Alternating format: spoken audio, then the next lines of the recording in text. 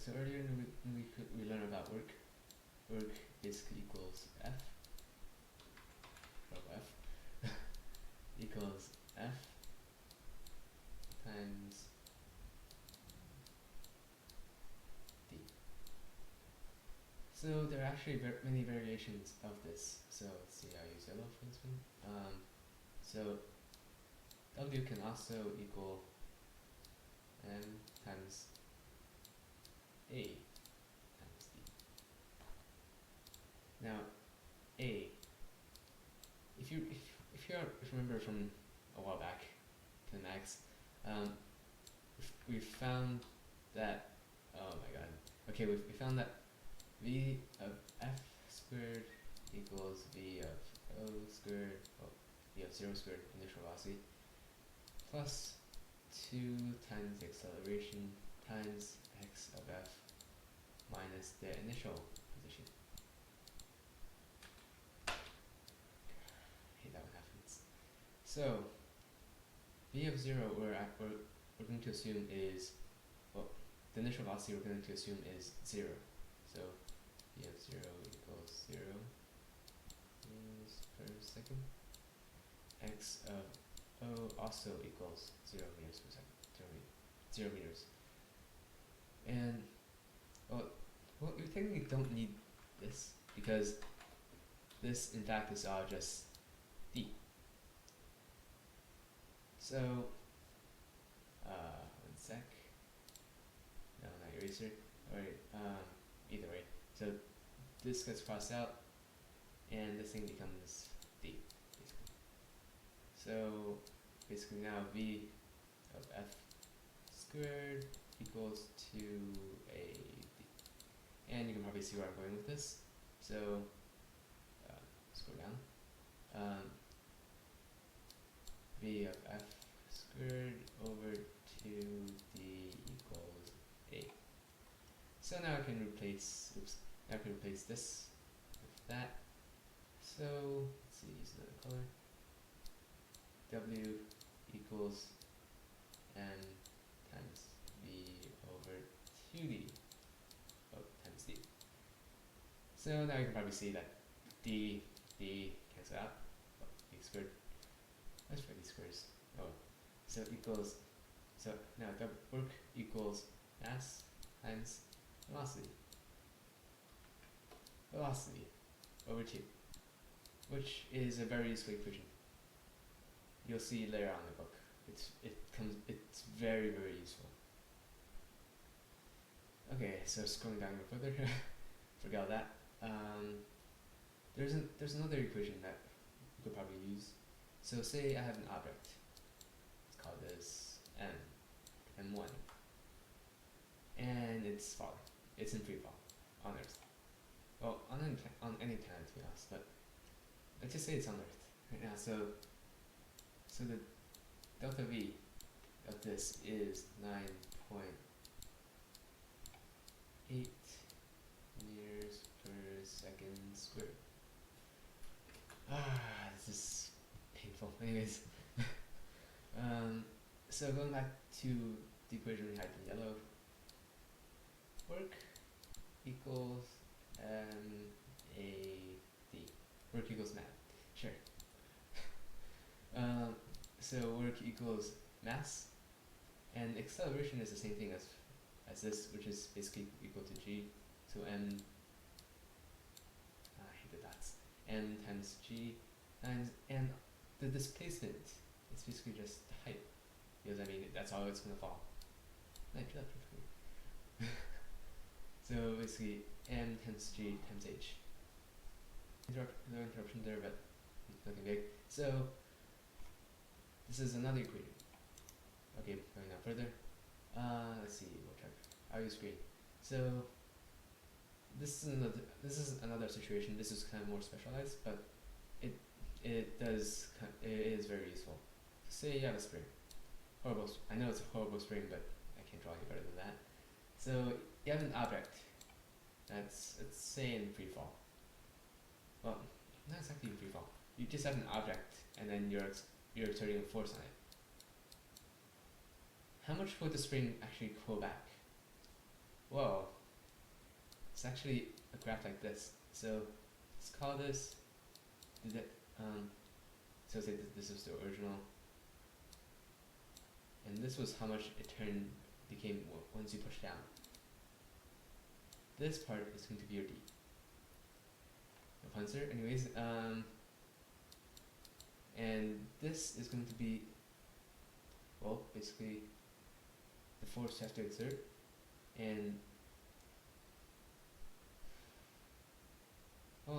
it's not technically the force, it's actually the work. Yeah, the work that you have to do.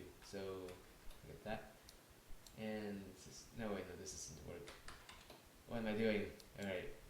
This is the force. So there's a linear progression here. This is linear, okay? This is linear. So basically D is proportional to F. So F basically equals a constant, well, not exactly a constant, but it's an M or an A or whatever variable you choose to use. Apparently in physics they use E, which is, I have no idea why, because E already has a value, but and either way, so E times D equals force. So let's go back to another color, let's see, orange. Work equals F times D equals, this coming down here, E times D squared. Now this is only for springs. So yeah, basically I'm pretty sure this is most of the stuff that we'll cover in this chapter. I hope, at least. This is actually kind of difficult to actually use. This is actually, I have a simple problem. Give me 1 sec. Okay, so this is a simple problem. I'm not actually going to input the values because I don't know what they are. Pretty sure this is on the textbook. But basically, say you have an object dropping from height h. This is at height h. Now, there's a law I think there's a law in the textbook that says basically work is always conserved. And this is actually in an environment where there's no air, so there's no force being done, there's no air resistance or some heat. So all the work is kinetic and somewhat potential, I guess, gravitational potential, etc., etc., etc. And so it's falling from a height h onto a spring of, let's call this height h1. Yes, I'm so creative. Height h1. Actually, no, height h2. Call this height h1. So the spring, actually, let me use a different color. So here's the stuff. It's dropping on a spring, and so basically this utilizes two formulas from before, and actually supposed to be a third one. So what it's basically asking is, I believe, how far this distance, let's call this x. Actually, that's kind of misleading. So let's call this d, variable d. Let's call this d. There you go. So basically, what d is asking for that. And so basically, what d is when v equals 0. Now then, you can use the equations. Work equals mass times g, that's 1, hence g times h1. And you can also use the formula W equals E d squared, where d is basically, well, actually no, d is already there, but yeah, basically that's it. So this actually isn't the work that's going to be exerted by this object, that's going to be used fully by this object. It's actually the maximum potential. So not actually the maximum. It's basically the amount of work that's present in this system. In a sense, conservation of work, conservation of energy. I don't really care. But this is basically it. So what I'm not 100% sure, but I think what we have to do is basically get this the work of the spring to equal the work that's, because it to get it to equal the work that this basically uses. So this should also equal m1 times g times, now this is actually a tricky part, because once it hits this thing, it's only going to go down for this amount, this much, and then it's going to bounce up basically. So equals, well, multiplied by h1 minus h2 plus d. So now you have an equation basically. So e d squared equals m1 times g times h1 minus h2 plus d. There you go. And you have this value, you have this value, you have this value, you have this value, you have this value. All you're looking for is d. And I'm pretty sure if you plug in all the values, you can solve for d. You can also do it another way, basically just doing variables and stuff. It's possible, but I'm running out of time. I only have like 4 minutes left, 3 minutes left. So yeah, this is basically all I'm going to leave you with. Okay, there you go. This is all utilizing, one sec. This is all utilizing this stuff. All this stuff. Well, not this stuff, but all this stuff. This stuff. This stuff. And so, there's actually a second portion of this question on the textbook. I'm not sure which question it is, and I can't be bothered to check.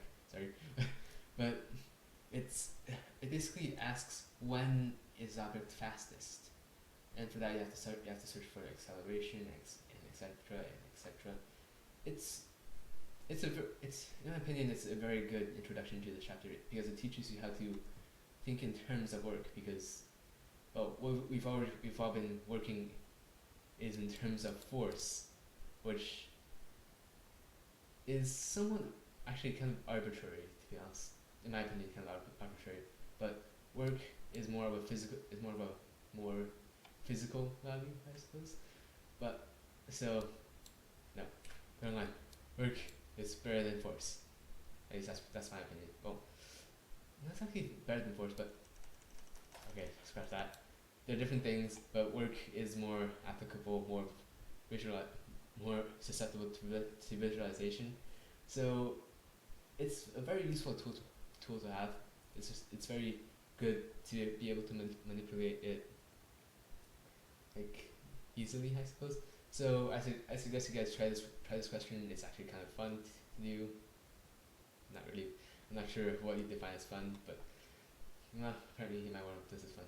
Anyways, so thank you for watching, and I'll see you next time.